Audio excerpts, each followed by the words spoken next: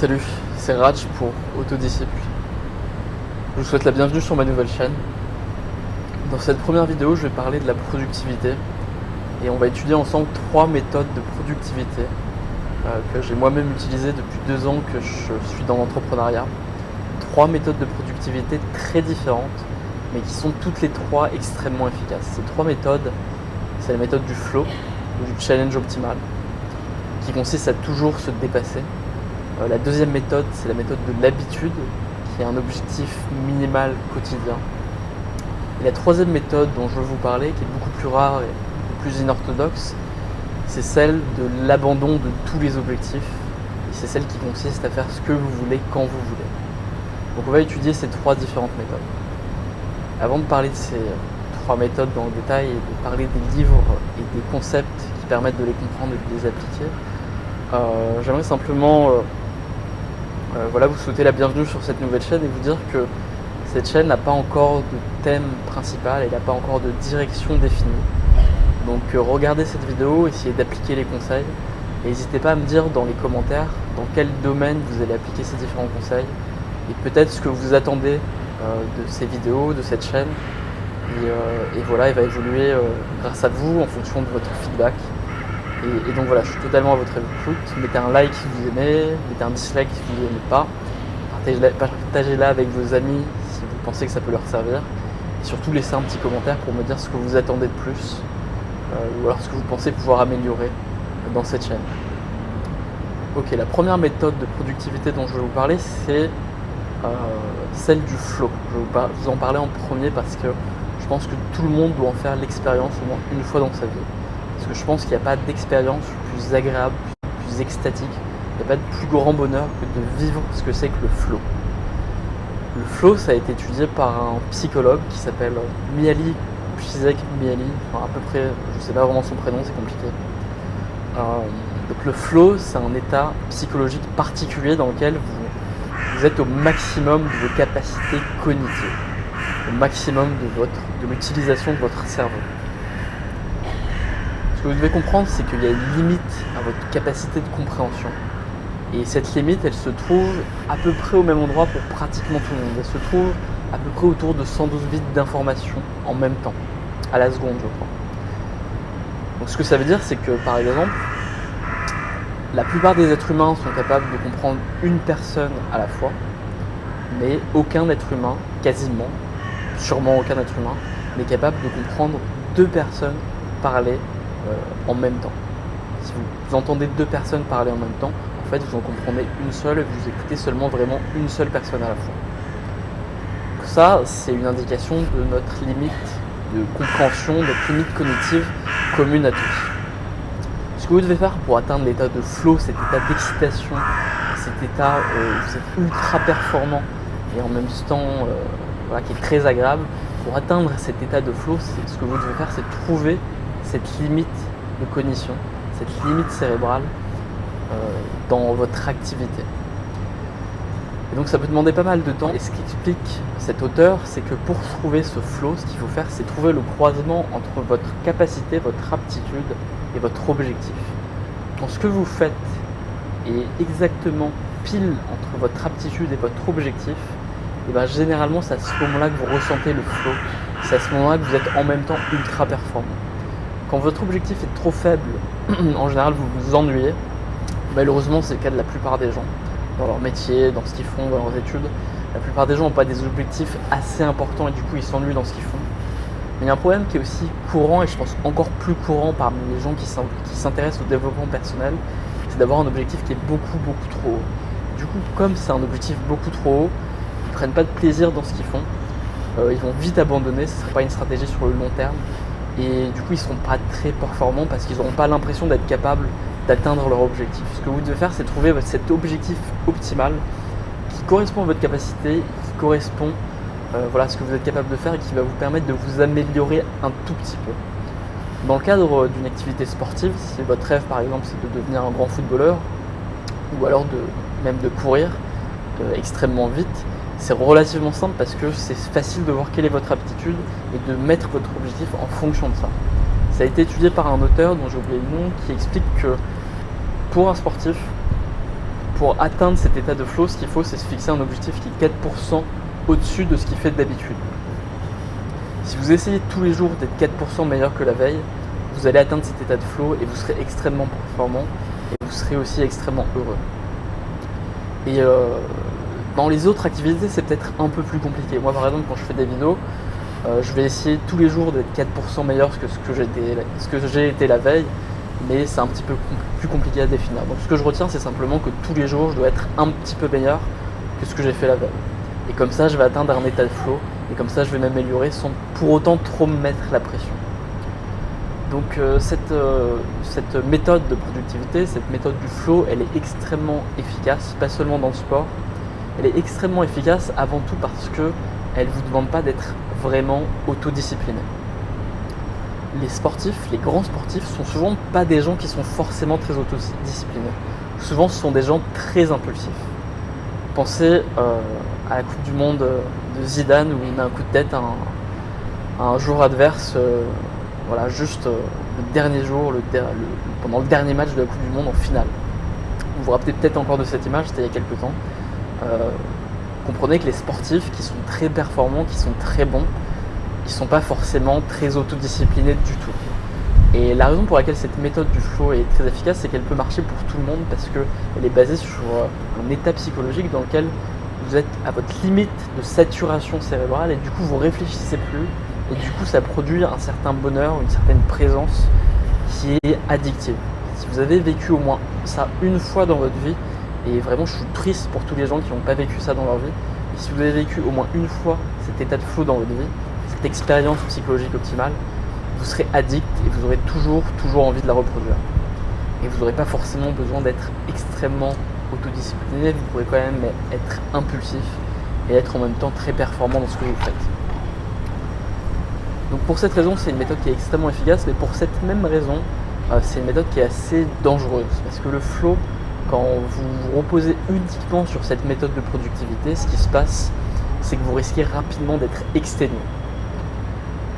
Quand vous êtes dans cet état de flow, que vous faites ce que vous êtes en train de faire, donc ça peut marcher pour vraiment tout et n'importe quoi, ça n'a pas forcément besoin d'être un truc amusant selon les critères normaux de la société. Moi je peux ressentir cet état de flow par exemple quand je fais du montage vidéo sur mon ordinateur. Si je me dépasse et je suis extrêmement intense, que je le fais à fond, je vais atteindre cette saturation cérébrale et je vais passer un très bon moment. Mais le problème c'est qu'avec cette saturation cérébrale que vous avez constamment, si vous l'obtenez tous les jours, en fait ce qui va se passer c'est que vous allez être extrêmement fatigué. C'est une méthode de productivité qui est exténuante. La première fois que vous allez la vivre, vous allez adorer ça, mais vous ne serez pas capable de garder ça pendant très longtemps, tout simplement parce que votre corps va lâcher. Et donc si vous développez cette méthode de productivité, très rapidement vous allez devoir apprendre à vous reposer davantage, à vous régénérer plus efficacement, plus intensément. Donc si vous voulez essayer cette méthode de productivité, il faudra aussi apprendre à mieux dormir plus vite, plus profondément, plus intensément, peut-être plus souvent, et en même temps manger mieux, méditer, enfin bref, trouver toutes les choses qui vont faire que vous aurez plus d'énergie et que vous serez capable de maintenir ça sur le long terme. Et voilà, pas en faire une méthode que vous allez utiliser seulement un jour, un week-end, mais quelque chose dont vous pourrez vous servir vraiment quotidiennement. Donc ça c'est la première méthode, c'est la méthode du flow. Essayez-la, elle est passionnante, elle est addictive. Tout le monde devrait voir ça. Pour moi, c'est la définition du bonheur. Ressentir le flow tous les jours, c'est le truc le plus important. Je vais vous parler maintenant d'une deuxième méthode de productivité qui est aussi très efficace et que tout le monde peut faire, même si aujourd'hui vous n'avez pas beaucoup de temps devant vous, même si vous travaillez, que vous n'avez pas beaucoup d'heures tous les jours, et en particulier si vous avez un projet sur le long terme. La deuxième méthode de productivité qui est extrêmement efficace, c'est celle de l'habitude. Les êtres humains on est des animaux, on est des êtres d'habitude. 40% de ce qu'on fait tous les jours est fait de manière automatique et de manière habituelle. Ce que vous devez faire si vous voulez devenir bon dans un domaine, c'est être capable de le faire tous les jours. C'est quelque chose que la création d'habitude, c'est quelque chose qui peut paraître assez compliqué. Par exemple, méditer tous les jours, faire du sport tous les jours, écrire tous les jours, remplir votre objectif tous les jours. Ça peut paraître compliqué, mais vous devez avoir conscience que non, vous êtes capable de le faire et que vous le faites déjà. Tous les jours, a priori, vous vous brossez les dents. Tous les jours, vous vous lavez, j'espère. Et tous les jours, il y a un certain nombre d'actions que vous faites quotidiennement. Et ce que vous devez faire, si vous voulez créer ces habitudes, c'est utiliser vos habitudes existantes pour ajouter de nouvelles habitudes. Donc ce que vous pouvez faire par exemple, si vous voulez commencer à, par exemple, la méditation ou la lecture, ce que vous allez faire, c'est que vous allez vous forcer à lire tous les jours, juste après vous êtes brossé les dents, ou alors juste avant d'aller dormir. Si vous faites ça, ce sera beaucoup plus simple. L'intérêt de la méthode de l'habitude par rapport à la méthode du flow par exemple, c'est qu'elle est beaucoup moins fatigante et surtout vous pouvez la faire tous les jours sans exception et c'est extrêmement simple. La différence dans la méthode de l'habitude par rapport à la méthode du flow, c'est que quand vous allez définir votre objectif par rapport à cette méthode-là, ça devrait être un objectif minimal et pas un objectif en termes de challenge. Vous devez, si vous vous fixez un objectif sur le long terme, vous devez absolument trouver un objectif que vous serez capable de faire tous les jours sans exception, même quand vous serez malade, même quand vous serez de mauvaise humeur, même quand vous serez fatigué, même quand vous serez en voyage. Vous devez trouver une habitude que vous pourrez maintenir vraiment tous les jours sans aucune exception. Et c'est extrêmement efficace comme méthode également parce que quand vous utilisez cette méthode de l'habitude, ce qui se passe, c'est qu'au bout d'un moment, vous allez faire certaines choses de manière automatique et ça va devenir une seconde nature. Donc voilà, c'est une méthode que je vous conseille aussi vivement d'utiliser. Moi, je l'utilise dans tous les domaines. Et ma méthode de productivité aujourd'hui, elle est un peu mixte. Elle se résume à mélanger un petit peu la méthode du flow et la méthode de l'habitude. Ce que je vais faire, c'est que je vais tous les jours me forcer à faire un certain nombre d'actions, comme par exemple lire, apprendre une langue, faire une vidéo. Et de temps en temps, quand j'aurai un peu plus de temps, quand j'ai plus d'énergie, peut-être une fois par jour, je vais essayer de me dépasser dans un domaine, je vais essayer d'atteindre cet état de flow dans un domaine en particulier. Ce qui me permet d'avoir les aspects positifs, les avantages de chacune des deux méthodes. Le fait de faire un truc tous les jours, de rester dans un mouvement positif d'action quotidienne, et en même temps me dépasser et passer un bon moment en étant ultra performant dans un domaine en particulier. Ce que vous devez comprendre, c'est que la méthode de l'habitude, elle est quand même si elle ne semble pas ambitieuse, même si elle n'est pas excitante pour la plupart des gens, vous devez aussi absolument la faire parce que vous pouvez produire énormément avec cette méthode-là. Si vous faites quelque chose tous les jours, 10 minutes par jour, vous pouvez produire énormément en seulement un an. Si vous faites du sport 10 minutes par jour pendant un an, vous allez gagner en moyenne 2 ans d'espérance de vie. Si vous lisez tous les jours 10 minutes par jour pendant un an, vous pourrez lire au moins une vingtaine de livres différents. Et 20 livres, c'est assez pour devenir un expert dans un domaine particulier. Si vous passez 10 minutes par jour à écrire par exemple, vous pourrez créer un blog avec une cinquantaine ou une centaine d'articles, vous pourrez même écrire un livre assez court, mais vous pourrez même écrire un livre en seulement 10 minutes par jour pendant un an. Il faut juste le faire, c'est vraiment pas très compliqué. Voilà, vous pouvez vraiment faire énormément de choses en seulement 10 minutes par jour pendant un an. Ça demande juste d'être discipliné au début, parce qu'au début ça va être chiant, ça sera pas passionnant, mais au début voilà, vous allez devoir vous forcer à le faire tous les jours en utilisant un maximum de déclencheurs d'habitudes. Charles Duhigg, dans son livre qui s'appelle The Power of Habits, explique que les habitudes sont créées par ces déclencheurs d'habitudes et que vous avez besoin d'une constante tous les jours pour créer ces habitudes. Vous ne pouvez pas créer une habitude en plein milieu de la journée sans aucune référence et voilà, sans appui. Vous devez utiliser une habitude qui existe déjà ou au moins quelque chose que vous faites quotidiennement. Le mieux, c'est de le faire le matin ou le soir. Moi, je préfère faire les habitudes difficiles le matin parce que je sais que le matin, ma réserve de volonté est beaucoup plus forte. La volonté est un réservoir, c'est ce qu'explique Kelly McGonigal dans The Willpower Instinct et aussi Roy Baumeister. La volonté est un réservoir que vous usez au fur et à mesure de la journée. Donc les habitudes un petit peu difficiles, un petit peu plus complexes, par exemple moi en ce moment j'essaye d'apprendre une langue, c'est quelque chose d'assez prenant et qui peut me fatiguer, je sais que j'aurais pas l'énergie de le faire en fin de journée. Par exemple, apprendre une langue, c'est un truc que vous allez faire plutôt le matin. Méditer pour moi c'est un truc assez simple, c'est pas très compliqué, ça me demande pas de beaucoup de volonté, donc je le fais plutôt le soir. Lire aussi c'est quelque chose que j'aime vraiment bien, donc je le fais plutôt le soir, c'est pas une habitude compliquée. Ok, donc voilà pour la question de la méthode de productivité de l'habitude. Elle est très efficace, elle est peut-être un peu moins passionnante, mais je vous conseille de l'utiliser aussi. Et voilà, comme je vous le disais tout à l'heure, de peut-être faire un mix entre la méthode de l'habitude et la méthode du flow. Avoir tous les jours un objectif minimal sur différents trucs, peut-être un peu de sport, peut-être un peu de méditation, peut-être un peu d'écriture, je sais pas. Et aussi avoir au moins une fois par jour un objectif optimal dans lequel vous allez vraiment vous challenger et arriver à saturation cérébrale. Mais il y a une autre méthode de productivité que moi j'aime beaucoup et que j'utilise, c'est la méthode d'abandonner ses objectifs et de ne pas avoir de plan. C'est un truc que je vous conseille de faire au moins une fois dans votre vie, pendant 30 jours, de n'avoir absolument aucun objectif.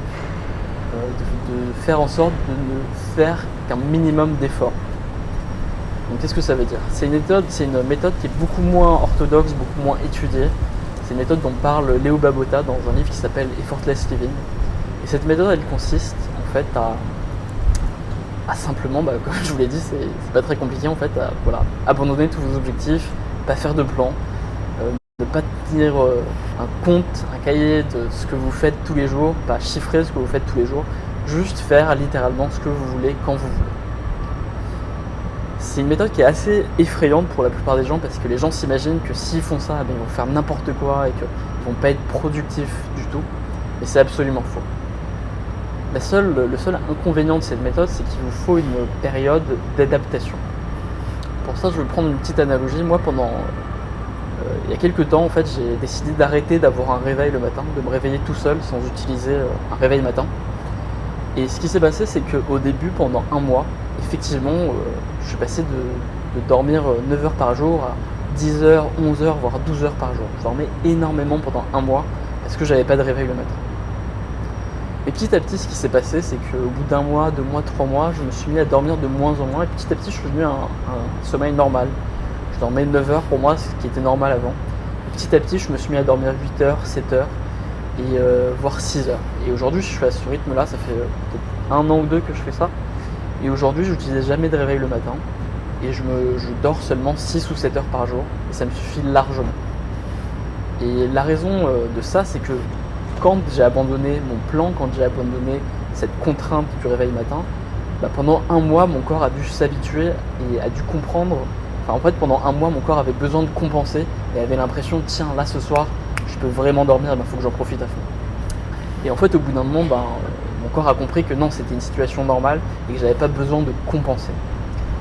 Si vous décidez pendant quelques temps d'abandonner tous vos objectifs, tous vos plans, toutes vos contraintes et de ne pas faire d'efforts, effectivement, il y aura une période plus ou moins longue, en fonction de ce que vous avez fait jusqu'à aujourd'hui dans votre vie, il y aura une période plus ou moins longue où vous allez faire n'importe quoi.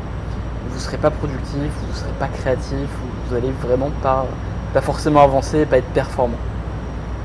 C'est pas une raison pour ne pas le faire. Parce que passé cette période, vous en aurez marre de faire n'importe quoi, vous aurez envie d'apporter de la valeur aux gens, vous aurez envie de créer quelque chose pour les gens, vous aurez envie d'être productif et naturellement vous serez très performant et très productif aussi. Donc c'est une autre méthode de productivité qui marche également. Et c'est une méthode que vous devez absolument essayer pour vous rappeler pourquoi vous faites ce que vous faites, pourquoi vous voulez être performant, pourquoi vous voulez être autodiscipliné. Parce que finalement vous le faites pour faire ce que vous aimez et pour être heureux. C'est quelque chose de très connu et qui aussi a été bien étudié dans plein de livres de productivité de développement personnel, que finalement ce qui marche pour être très productif, c'est d'être très concentré, c'est d'être obsédé par ce que vous faites, c'est d'être focus sur un truc en particulier. Et le meilleur moyen d'être focus sur un truc en particulier, c'est d'être amoureux de ce que vous faites. C'est d'être vraiment passionné par ce que vous faites. Et vous n'arriverez pas forcément, si vous avez une méthode, par exemple la méthode du flow ou la méthode de l'habitude, si vous avez un plan quotidien de trucs que vous devez faire absolument, vous risquez un peu de perdre le fil, d'oublier un peu ce que vous aimez vraiment dans la vie, d'oublier un peu ce que vous voulez vraiment faire. Et du coup, vous ne serez jamais assez concentré, vous ne serez jamais aussi focus que vous devez l'être pour être très très performant.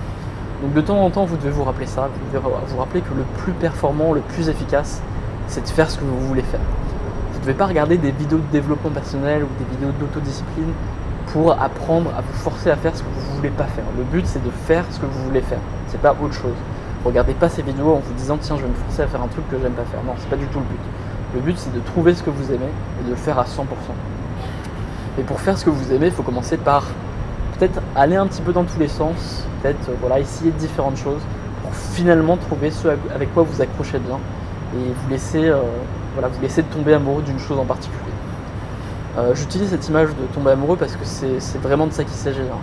Être amoureux de quelqu'un, c'est être obsédé par cette personne dans un sens, ou en tout cas être capable de voir dans tout ce que vous voyez, voir cette personne. Par exemple, moi je vais voir un arbre là, si je suis amoureux de quelqu'un, je vais penser à une personne et m'imaginer un peu comment cet arbre peut me faire penser à cette personne, comment cette personne verrait cet arbre. De la même manière, voilà, si je vis une situation un peu difficile, je vais me dire tiens, si j'étais avec cette personne, qu'est-ce qui se passerait. Si voilà, quand je bois un verre, je peux penser, quand je sens une odeur, je peux penser à cette personne en particulier dont je serais amoureux. C'est un phénomène psychologique qui fait que tout ce que vous pensez, tous vos neurones se réorientent vers cette personne.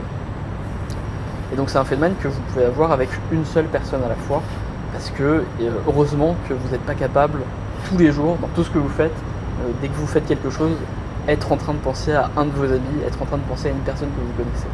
Ce serait extrêmement compliqué à vivre, ce serait pas très pratique de toujours penser à quelqu'un dès que vous faites une action, dès que vous voyez quelque chose en face de vous. Donc ce phénomène qui est de tomber amoureux de quelque chose, il peut aussi arriver avec, non pas un individu, mais avec une activité. Alors vous pouvez être amoureux d'une activité et dans tout ce que vous faites quotidiennement, pensez à cette activité. Donc moi par exemple, je peux être amoureux du fait de faire des vidéos dans ce domaine-là, dans le domaine de l'autodiscipline.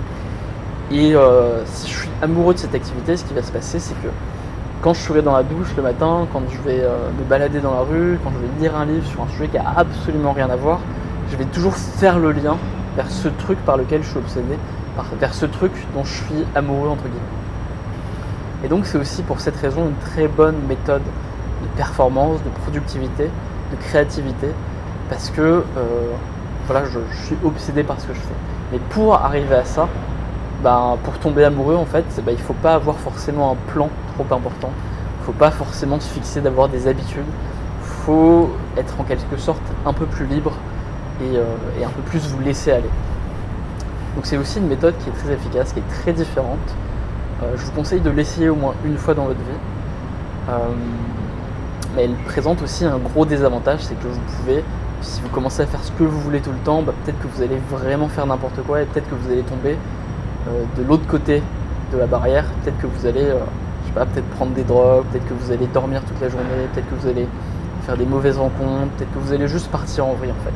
C'est une méthode qui est extrêmement effrayante, d'abandonner tous ces objectifs, d'abandonner tous ces plans. Et voilà. Donc moi, ma méthode que j'utilise personnellement, donc premièrement déjà j'ai essayé les trois, j'ai vraiment essayé les trois dans ce que je fais, dans différents domaines, dans les vidéos, dans les rencontres, dans la méditation. J'ai vraiment essayé les trois et je conseille vraiment à tout le monde d'essayer les trois pour voir les avantages et les désavantages de chacune de ces méthodes. Mais ce que je fais aujourd'hui, c'est un mix entre ces trois différentes méthodes. Donc je vais à la fois essayer de faire, d'avoir tous les jours une habitude minimale que je vais remplir tous les jours sans exception. Ça peut être de lire littéralement une seule phrase d'un livre tous les jours. Je fais littéralement cet objectif-là, rien de plus que ça. Je m'oblige seulement à lire une phrase par jour. Je m'oblige à méditer tous les jours, même pas forcément 5 minutes, mais juste méditer tous les jours. Si je fais 30 secondes, c'est très bien, ça me convient très bien. Si je m'assieds, que je regarde un point fixe pendant quelques secondes tous les jours, ça me convient. En réalité, je fais plus que ça. En réalité, je lis plutôt quelques pages par jour et je médite plutôt quelques minutes par jour au moins. Je me fixe aussi des objectifs minimaux vraiment, vraiment basiques, par exemple de faire une vidéo tous les jours. Et je me fixe pas de faire une vidéo forcément très, très importante. Donc voilà, premièrement j'ai un objectif quotidien d'habitude qui est extrêmement minimal, extrêmement faible, pour que je sois sûr de pouvoir faire mes différentes habitudes tous les jours sans exception, même quand je suis malade, même le dimanche, même quand je voyage, même quand j'en ai marre, même quand je suis fatigué. Et en plus de ça, donc pour être un peu plus performant et puis pour passer un bon moment aussi, j'essaye d'avoir tous les jours au moins une activité dans laquelle je vais rentrer dans un état de flow, dans lequel je vais essayer de me dépasser au maximum. Je ne suis pas encore au stade où je suis capable d'être dans le flow toute la journée, où je suis capable de me challenger toute la journée et d'avoir cette extase non-stop toute la journée. J'aimerais bien un jour que je serai à ce niveau-là. En tout cas, à mon niveau, je me fixe d'atteindre des états de flow au moins une fois par jour, c'est-à-dire me dépasser un peu de 4% tous les jours, au moins une fois. Donc aujourd'hui, par exemple, c'est dans la vidéo. Je fais une vidéo assez longue. Je sais que dans le reste que je vais faire toute la journée, je ne vais pas forcément m'obliger à atteindre cet état de flow. Je ne vais pas m'interdire d'avoir un état de flow, mais si j'arrive pas, c'est pas grave, je m'en voudrais pas. Je suis content, j'ai atteint ce flow au moins une fois dans la journée. Et ça me suffit. Donc voilà, ça c'est le mix de ma méthode. Et en plus de ça, ce que je fais, c'est que donc comme j'ai ce plan quotidien d'habitude et ce plan que je fixe au jour le jour de flow, en plus de ça, en plus de ces objectifs-là, j'essaye d'avoir conscience que ces différents trucs sont quand même, c'est pas forcément si important que ça, et je me laisse faire ce que je veux de temps en temps, et je me laisse parfois dévier un petit peu de ces objectifs. Donc là par exemple, c'est un peu difficile à illustrer, mais là par exemple dans cette vidéo, je me suis fixé un peu quelques sujets dont je devais parler, mais à plusieurs moments dans la vidéo, je ne sais pas si vous avez remarqué, mais j'ai complètement changé de sujet, je me suis laissé dévier, je me suis laissé revenir vers ce dont je devais parler. Donc j'accepte totalement dans tout ce que je fais de parfois dévier, parfois partir en vrille, et revenir peut-être petit à petit vers le sujet principal. Je fais ça dans toutes mes activités et je peux me le permettre. Pourquoi ? Parce que je fais la même chose tous les jours. Donc quand même dans cette vidéo, imaginons que dans cette vidéo j'arrive pas à parler de certains sujets, qu'il y a plein de sujets que j'ai oubliés et que j'ai laissé de côté, c'est absolument pas grave parce que je vais refaire une vidéo demain et du coup je pourrais très bien me rattraper plus tard. Et donc voilà, ces différentes méthodes du flow, de l'habitude et de la liberté, finalement elles s'agencent très bien, elles sont très efficaces ensemble. Je vous souhaite de réussir à les mêler vous aussi d'une certaine manière. Mais voilà, avant de réussir à les mêler, essayez de les essayer à 100%, peut-être pendant des périodes de 30 jours, c'est très efficace de faire quelque chose à fond pendant 30 jours. Essayez de les mêler à 100%, essayez d'abord de les faire à 100%, chacune isolément, voilà, pendant 30 jours, développer certaines habitudes minimales, pendant 30 jours, vous challenger à fond tous les jours sur un truc en particulier, et puis pendant 30 jours, juste faire tout ce que vous voulez, abandonner tous les objectifs. Ça va vous permettre de retrouver un peu ce que vous aimez, de vous reconcentrer vers les choses qui vous passionnent, et d'avoir la performance de quelqu'un qui est très concentré et très focus pour quelque chose qu'il aime tout simplement. Parce que quand vous pensez par exemple je sais pas, aux grands artistes ou un certain nombre de gens qui ont réussi dans leur vie, qui ont beaucoup de succès, souvent ils n'ont pas lu beaucoup de livres de développement personnel, souvent ils ne sont pas très autodisciplinés, ils n'ont pas d'équipe autour d'eux qui prennent soin d'eux comme les sportifs qui ont plein de gens pour les masser, pour les régénérer, etc. Souvent les artistes font juste n'importe quoi, enfin ils font juste ce qu'ils veulent. Puis ça marche bien, ils sont très productifs, très créatifs et ça marche très bien pour eux. Et ça dépend aussi du domaine dans lequel vous êtes. Évidemment, si vous êtes plutôt un artiste, la méthode de la liberté marchera un peu mieux. Si vous faites un truc qui va vous demander beaucoup de temps et que vous n'avez pas beaucoup de temps vous-même aujourd'hui dans votre quotidien, la méthode de l'habitude sera très efficace. Alors que si vous êtes un sportif de haut niveau et que vous pouvez être extrêmement performant rapidement, sans être forcément ultra créatif, la méthode du flow sera la plus adaptée pour vous. Et je suis convaincu que dans tous les domaines, ces différentes méthodes sont très efficaces et vous devez les essayer toutes les trois, quel que soit votre domaine. Enfin, je vous conseille de les essayer toutes les trois, quel que soit votre domaine, pour trouver votre mix, votre équilibre personnel entre ces différentes approches. Voilà, c'était Raj pour Autodisciple, c'était une vidéo un petit peu longue. N'hésitez pas à me dire ce que vous en pensez. On se retrouve bientôt pour une autre vidéo et n'hésitez pas à me donner des sujets de vidéos dans les commentaires, à me poser des questions sur mes méthodes de productivité. Je ne souhaite pas forcément faire un site seulement sur la productivité, j'aimerais bien parler davantage de la créativité et je sais pas, de plein d'autres choses différentes, de livres. Je vais faire pas mal de résumés de livres aussi bientôt. Si vous avez aimé cette vidéo, abonnez-vous juste ici et on se retrouve bientôt. Passez une super journée, voilà, soyez productifs, salut.